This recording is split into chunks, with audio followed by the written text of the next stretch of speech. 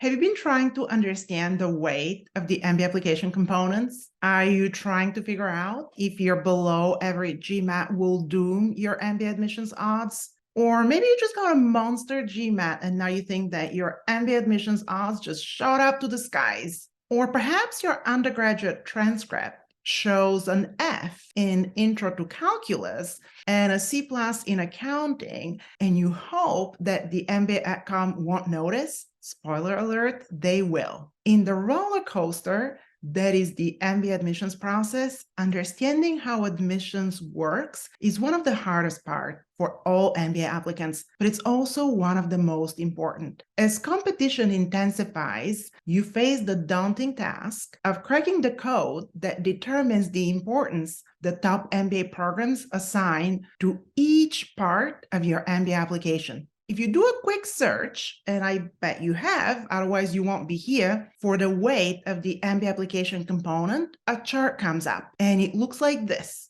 At this point, when you look at the chart, you either breathe a sigh of relief or you fall even deeper into the rabbit hole. But today, we will dig into how to understand this chart and how you should use it in your MBA application. Because unfortunately, I have seen many wrong interpretations that end up being misleading to candidates. Now let's start with what data actually exists out there that can provide a real answer to the question about the importance of each part of the MBA application. Unfortunately, a lot of what gets passed as data is simply a speculation based on some attempt at reverse engineering. And when it comes to getting reliable and meaningful answer, it should come directly from the MBA AdComs. There is no abundance of data that comes directly from the MBA AdComs themselves, though, but there is one source that you can trust. Every year, the Graduate Management Admission Council runs a survey called Application Trends Survey. Now, you may vaguely know the Graduate Management Admission Council as the organization that owns and administers the GMAT exam. But what you may not realize is that the Graduate Management Admission Council, or GMAC as we call it, is quite simply the association of leading business schools, all of them working together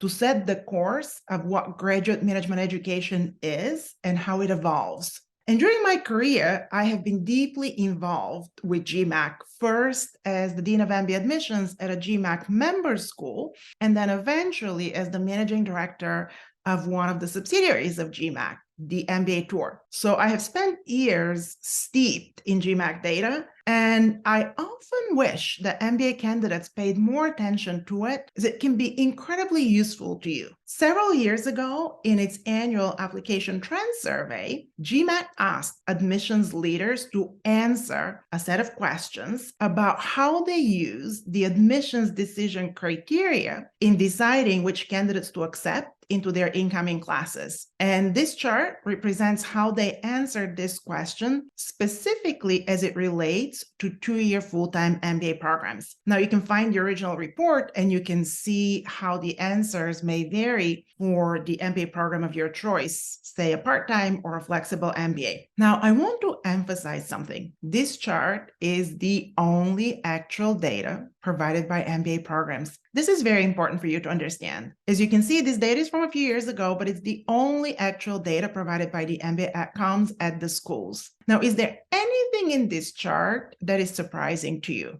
Have you ever asked the online forums what you need to do to get accepted to a top school, only to be told, get a 750 GMAT? How does that align with the fact that the exam scores carry only 20% weight in the decision-making process, the same weight as the MBA admissions interview and only 2 percentage points ahead of your academic transcripts, which carry weight of 18%. Let's continue to dig further and understand how you should use all of this information. First, I want to point out that you will see many sources inaccurately represent one part of the survey, the exams. They will assume that exams solely means GMAT or GRE. This is incorrect. When it says exams, the actual survey does not refer solely to the GRE or GMAT. It refers to standardized test scores in general, and that includes English language test scores. And the report will tell you that one admissions criteria uniquely affects international candidates who usually must clear the added hurdle of becoming fluent in the English language. Across all graduate programs,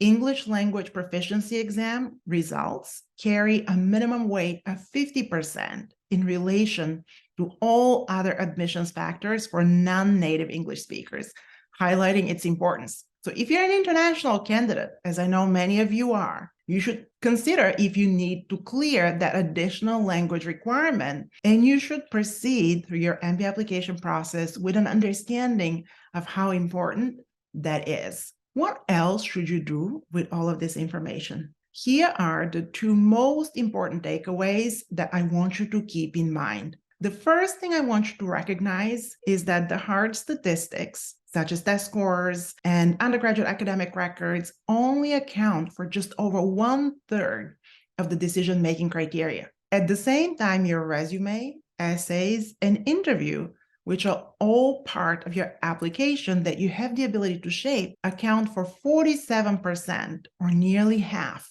I want you to pause and think about this for a second. And I want you to remember this when you're tempted to spend most of your time preparing for the GMAT or the GRE. Yes, the test scores are important, very important. They're a hurdle you must clear, table stakes if you wish. But you can't afford the mistake of over-indexing on the test at the expense of the rest of your MBA application. The only way to be a compelling candidate is to present a well-rounded candidacy. Second, I want you to keep in mind the difference between evaluation and selection. Evaluation determines who is admissible. Selection determines who is desirable. This chart is the visual representation of this admission principle. Evaluation has to do with whether or not you're academically prepared and have the quantity and quality of work experience that MBA programs expect. But selection is based on your unique story, the one that will connect the dots and shine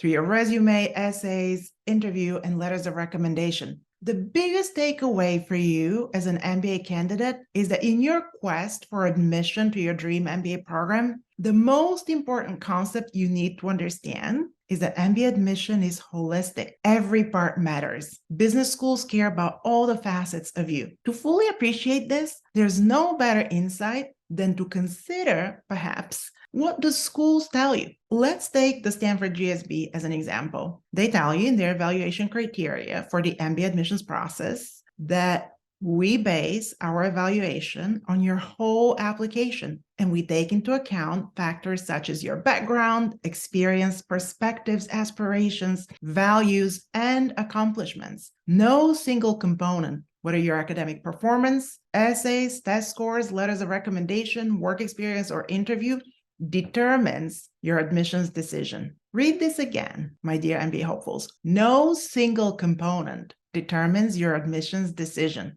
This is the very definition of the term holistic, which means characterized by the belief that the parts of something are interconnected and can be explained only by reference to the whole. So the question you face is how to make sure your MBA application is so strong all around that it passes both the evaluation and the selection phase of the MBA admissions process. Did you know that there's a place where you can ensure your MBA materials are the strongest they can possibly be? That place is called MBA Application Boost Camp, and it's the only low-cost, high-touch MBA application program and community designed and personally run by me, an actual former dean of MBA admissions. This brand new MBA Application Boost Camp is a culmination of everything I have learned in the rapidly shifting landscape of MBA admission to the most selective business schools.